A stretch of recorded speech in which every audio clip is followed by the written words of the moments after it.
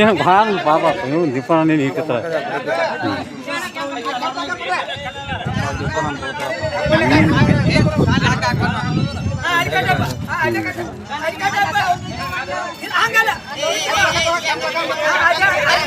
ತೇಜ್ ಪ್ರಭು ನ್ಯೂಸ್ಗೆ ಸ್ವಾಗತ. ಹುಕ್ಕೇರಿ ತಾಲೂಕಿನ ಗೋಟೂರು ಗ್ರಾಮದಲ್ಲಿ ಕೋನ ತಿವಿದು ವ್ಯಕ್ತಿ ಬಲಿ. ರೈತ ದೀಪಕ್ ಬಸಪ್ಪ ನಗನವರು ವಯಸ್ಸು 53 ತನ್ನ ತೋಟದಲ್ಲಿ ಕೆಲಸ ಮಾಡುತ್ತಿರುವಾಗ ಕೋನ ತಿವಿದು ಪರಿಣಾಮ ಮೃತಪಟ್ಟಿದ್ದಾನೆ. ಇದು ಘಟನೆ ನಡೆದು ವಿಷಯ ತಿಳಿದ ಗೋಟೂರು ಗ್ರಾಮದಲ್ಲಿ ದುಃಖದ ಛಾಯೆ ಮೂಡಿದೆ. ಕೋನವು ದೀಪಕ್ ಬಸಪ್ಪ ನಗನವರು ಈತನ ಮೇಲೆ ಏಕಾಏಕಿ ದಾಳಿ ಮಾಡಿ ಕೊಂಬುಗಳಿಂದ ತಿವಿದು ದೀಪಕನ ಮೇಲೆ ತಿರುವಾದ ಗಾಯ ಮಾಡಿದೆ. ಪಕ್ಕದಲ್ಲಿ ಇದ್ದ ಬಾವಿಗೆ ದೀಪಕ್ ನಾಗಣ್ಣವರು ಬಿದ್ದ ಪರಿಣಾಮ ಸಾವನ್ನಪ್ಪಿದ್ದಾನೆ ಎಂದು ಘಟನೆ ತಿಳಿದು ಬಂದಿದೆ ಹಾಗೂ ಎನ್ನಲಾಗುತ್ತಿದೆ. ಇದರಿಂದ ಕುಟುಂಬಸ್ಥರ ಆಕ್ರಂದ ಮುಗಿಲು ಮುಟ್ಟಿದೆ. ಕೋನದ ಗಾಳಿಯಿಂದ ಬಲಿಯಾದ ಕಾರಣ ಜನರಲ್ಲಿ ಆತಂಕಕ್ಕೊಳಗಾಗಿದ್ದಾರೆ. ಸಂಬಂಧಪಟ್ಟ ಸಂಕೇಶ್ವರ ಪೊಲೀಸ್ ಠಾಣೆಯಲ್ಲಿ ಪ್ರಕರಣ ದಾಖಲಾಗಿರುತ್ತದೆ.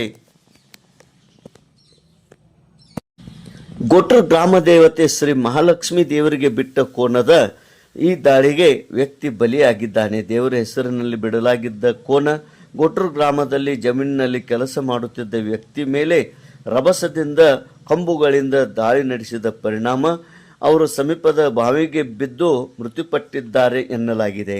ಗೋಟೂರು ಗ್ರಾಮದ ದೀಪಕ್ ಬಸಪ್ಪ ನಾಗಣ್ಣವರ ವಯಸ್ಸು 53. ಮೃತರು ಗ್ರಾಮದ ಲಕ್ಷ್ಮೀದೇವಿ ಜಾತ್ರೆ ಹಿನ್ನೆಲೆಯಲ್ಲಿ ಸಂಪ್ರದಾಯದಂತೆ ದೇವರ ಹೆಸರಿನಲ್ಲಿ ಕೋನ ಬಿಡಲಾಗಿತ್ತು. ಅದು ಎಲ್ಲರ ತೋಟದಲ್ಲಿ ಹೊಲಗದ್ದೆಗಳಲ್ಲಿ ಅಡ್ಡಾಡಿ ಮೇವುಗಳನ್ನು ತಿನ್ನುತ್ತಾ ತಿರುಗಾಡುತ್ತಾ ಇತ್ತು. ಆದರೆ ಏಕಾಏಕಿ ದೀಪಕ್ ನಾಗಣ್ಣವರ ಮೇಲೆ ಎರಗಿ ಕೊಂಬುಗಳಿಂದ ತಿವಿದು ಆತನನ್ನು ಗಾಯಗೊಳಿಸಿದೆ ಮತ್ತು ಆತನು ಹೆದರಿ ಬಾಯಿಯಲ್ಲಿ ಜಿದ್ದಿದ್ದಾನೆ ಎಂದು ತಿಳಿದು ಬಂದಿದೆ. ಸ್ಥಳದಲ್ಲಿಯೇ ಮೃತಪಟ್ಟಿದ್ದಾನೆ ದೀಪಕ್. ಗುರುವಾರ ಜಮೀನಿನಲ್ಲಿ ಕೆಲಸ ಮಾಡುತ್ತಿದ್ದ ದೀಪಕ್ ಅವರ ಮೇಲೆ ಏಕಾಏಕಿ ಕೊಂಬಿನಿಂದ ಇರಿದು ಗುದ್ದಿದೆ. ಈ ರಭಸಕ್ಕೆ ಪುಟಿದು ಹೋದ ದೀಪಕ ಅವರು ಸಮಯದಲ್ಲಿದ್ದ ಬಾವಿಗೆ ಬಿದ್ದು ಮೃತಪಟ್ಟಿದ್ದಾರೆ. ಈ ಕುರಿತು ಸಂಕೇಶ್ವರ ಪೊಲೀಸ್ ಠಾಣೆಯಲ್ಲಿ ಪ್ರಕರಣ ದಾಖಲಾಗಿದೆ. ದೀಪಕ್ ನಾಗಣ್ಣವರ್ ಇವರ ಕುಟುಂಬ ಈ ಒಂದು ದುಃಖದ ಸುದ್ದಿ ಕೇಳಿ ದುಃಖವು ಮುಗಿಲು ಮುಟ್ಟಿದೆ. ತೇಜ್ ಪ್ರಭು ನ್ಯೂಸ್, ಗೋಟೂರ್.